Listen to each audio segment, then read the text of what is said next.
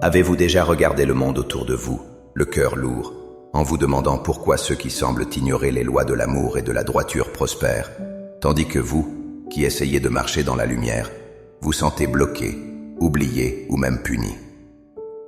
Le tourbillon de l'injustice apparente peut être vertigineux.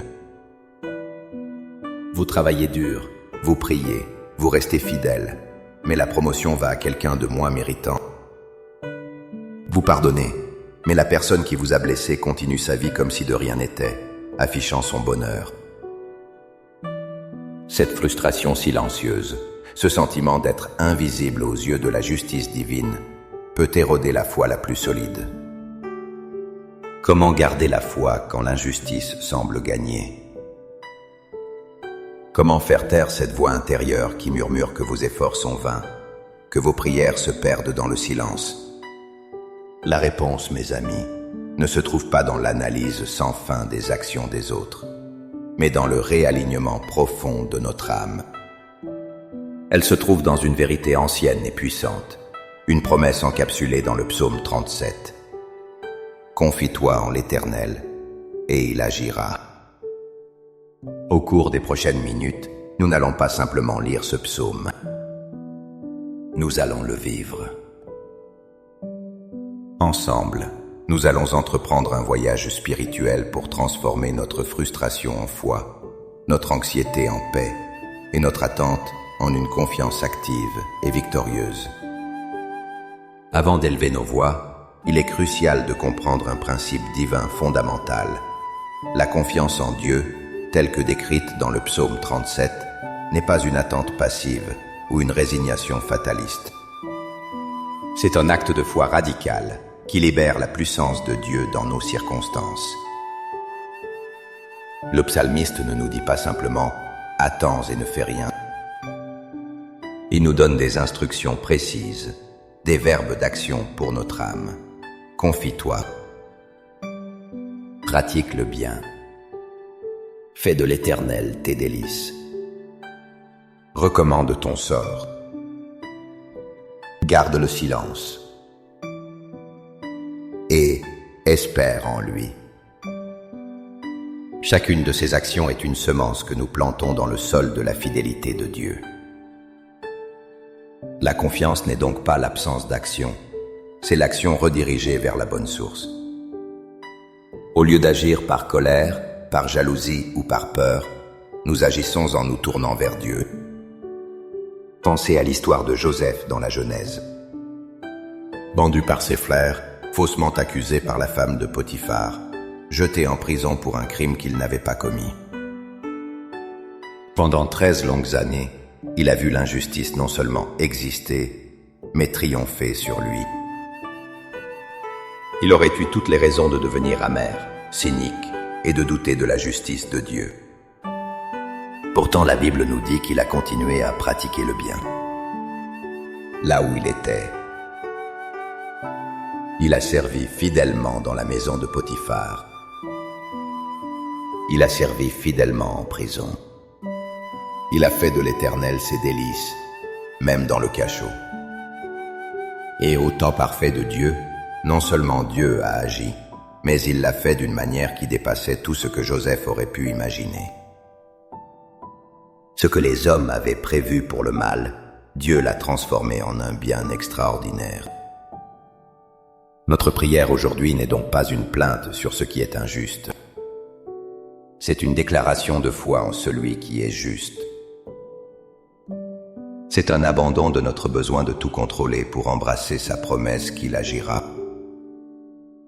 Maintenant, avec cette assurance ancrée dans nos cœurs, unissons-nous dans la prière.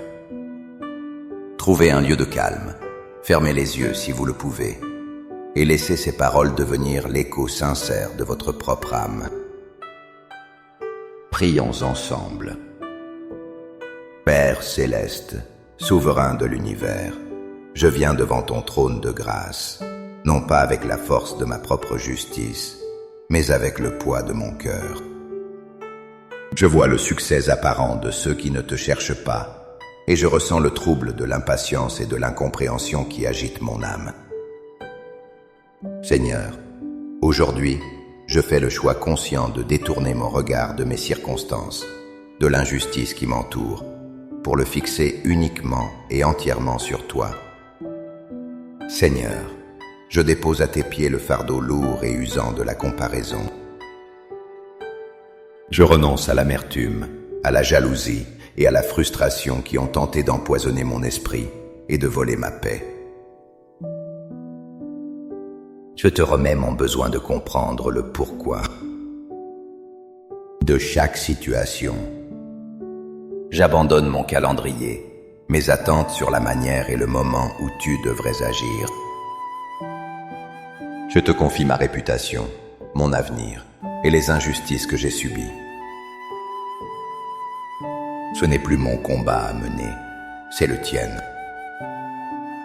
Père, en accord avec ta parole vivante dans le psaume 37, je proclame que je me confie en toi de tout mon cœur et que je ne m'appuie pas sur ma propre intelligence.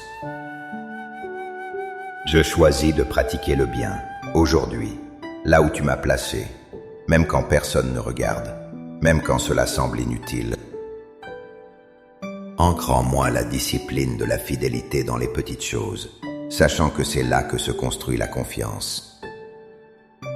Je proclame que je fais de toi mes délices, que ma joie ne dépende plus de mes circonstances extérieures, de la reconnaissance des autres ou de la résolution de mes problèmes. Que ma joie trouve sa source inépuisable dans ta présence constante en moi. Révèle-toi à moi d'une manière nouvelle, afin que te connaître, toi, le Dieu juste et bon, devienne le plus grand et le seul véritable désir de mon cœur. Je proclame que je te recommande mon sort. En cet instant précis, je roule sur tes épaules puissantes le fardeau de ma situation. Je te le donne entièrement, sans en reprendre un morceau par l'inquiétude. Je place ma confiance totale en toi, et je déclare par la foi que tu agiras. Tu feras paraître ma justice comme la lumière du jour, et mon droit comme le soleil éclatant de midi. Je proclame que je garde le silence devant toi, et que j'espère en toi. Fais taire en moi les voix de l'anxiété, du doute et de la peur. Apprends-moi la sérénité surnaturelle de l'attente confiante. Donne-moi la force de ne pas m'irriter contre ceux qui réussissent dans leur voie tortueuse, car je sais que leur triomphe est aussi passager que l'herbe des champs. Mais l'héritage que tu as pour moi est éternel. Par la foi, je reçois maintenant ta paix qui surpasse toute compréhension, une paix qui garde mon cœur et mes pensées en Jésus-Christ. Je reçois ta force pour persévérer avec joie et patience. Je ne suis plus une victime de l'injustice, mais un enfant bien-aimé du roi, qui attend avec une assurance calme l'intervention glorieuse de son Père. Merci Seigneur, car je sais que tu es déjà à l'œuvre dans les coulisses, orchestrant toutes choses pour mon bien. Au nom puissant et juste de Jésus. Amen. Cette prière n'est pas une formule magique, mais le début d'une nouvelle posture de cœur. Marchez aujourd'hui, non pas en regardant l'injustice qui vous entoure, mais en vous appuyant fermement sur la justice infaillible de Dieu. Restez fidèle dans le peu qu'il vous a confié, et il vous établira sur beaucoup. Si cette prière a fortifié votre foi et renouvelé votre espérance, montrez votre soutien en cliquant sur « J'aime ». Partagez-la avec quelqu'un qui traverse une saison d'attente difficile et qui a besoin d'entendre que Dieu agira. Et abonnez-vous pour continuer à nourrir votre esprit avec nous et à grandir ensemble dans la confiance.